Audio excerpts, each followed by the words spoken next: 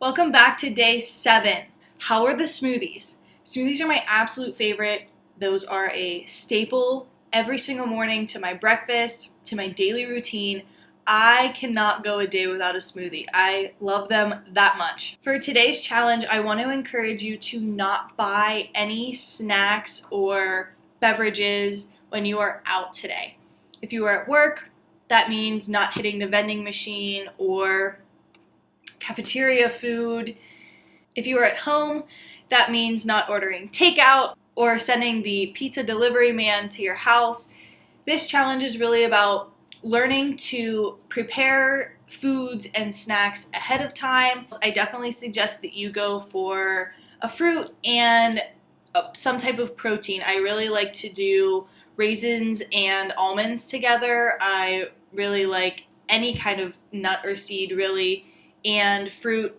But you can also do veggies and hummus or rice cakes, anything that is healthy that you enjoy eating, that you are able to take on the go. For lunches, I really suggest that you start packing your own lunch, because then you know what is going into your food, you know the ingredients, and you're able to control how much goes into it, how much salt, how much oil, and that really can help you when you're trying to cut back on salt or you're trying to cut back on calories. Oil is very high in calories, so when you're putting your own amounts in by making your own food, it makes it a lot easier instead of having to rely on somebody else to make your food and you not know what is going in it. It's really important to start getting in the habit of preparing your own foods.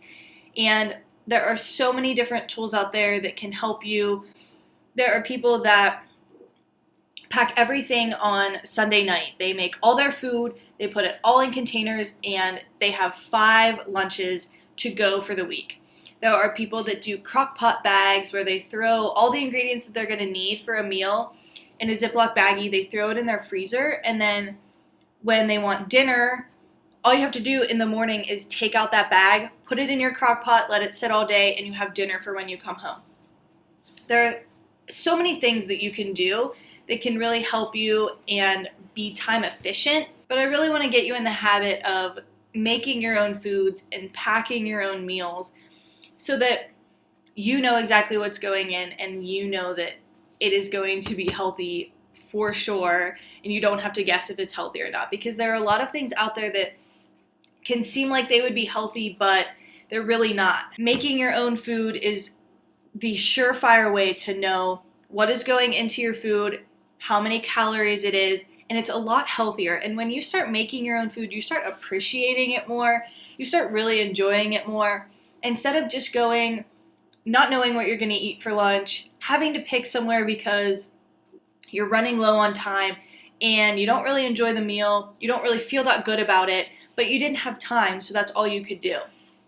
Packing your own meals is so important. So today's challenge is really about not buying anything out of a vending machine, not stopping somewhere for a quick snack, and not ordering any takeout.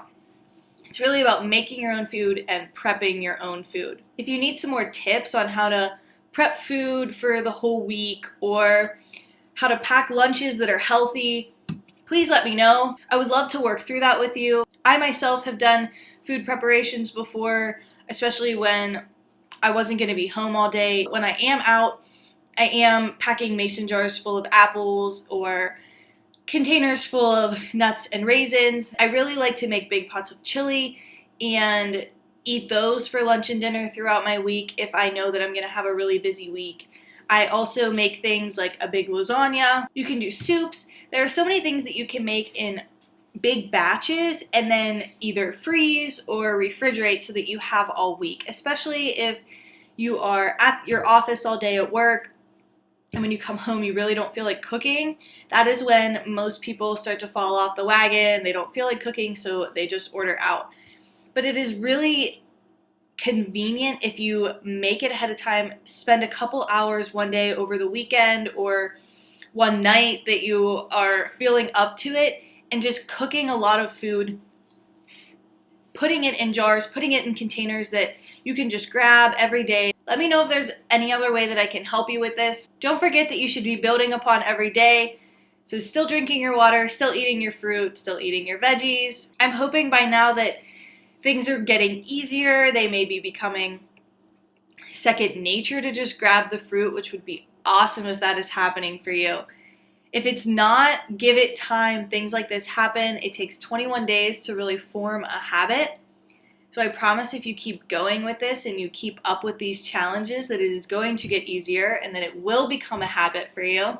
I told you that the challenges were going to start getting a little bit more complex, but it's really to your benefit. These are things that I really want you to know about. Food prepping is really important. It is really time effective, and these are things I want to share with you. So that is why I'm adding them in the challenge.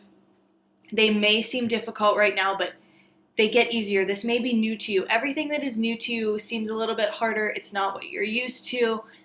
But I promise I am trying to help you form habits, and that is the goal of this challenge. So if you stick it out, if you try it, then it is my hope that it is just going to become a habit and second nature for you. You only have 3 more days with me after today, so let's really rock this challenge today and keep up with all the other challenges from previous days. And as always, reach out if you need me. Bye, everyone.